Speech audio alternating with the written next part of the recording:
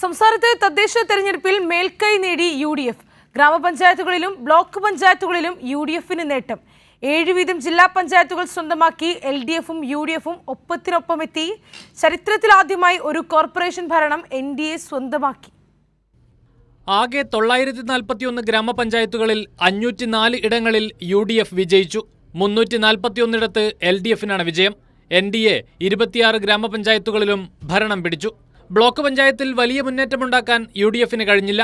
79 UDFും 63 LDFുമാണ്.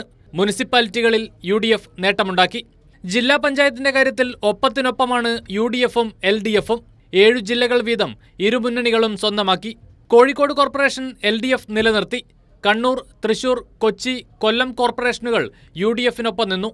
തിരുവനന്തപുരം കോർപ്പറേഷനിൽ NDAയാണ് ഏറ്റവും വലിയ ഒറ്റക്കക്ഷി. 2010 തദ്ദേശ തെരഞ്ഞെടുപ്പിൽ UDF വലിയ നേട്ടമുണ്ടാക്കിയെങ്കിലും തൊട്ടടുത്ത നിയമസഭാ തെരഞ്ഞെടുപ്പിൽ ആ വിജയം ആവർത്തിക്കാൻ UDFന് കഴിഞ്ഞിരുന്നില്ല. എന്നിരുന്നാലും നിലവിലെ വിജയത്തിൽ വലിയ ആത്മവിശ്വാസത്തിലാണ് UDF ക്യാമ്പ്. തെരഞ്ഞെടുപ്പ് വിധി പഠിച്ച് ആവശ്യമായ തിരുത്തൽ വരുത്തി തിരിച്ചുവരുമെന്ന് LDF നേതാക്കൾ പ്രഖ്യാപിച്ചു. കൈരളി ന്യൂസ്, തിരുവനന്തപുരം.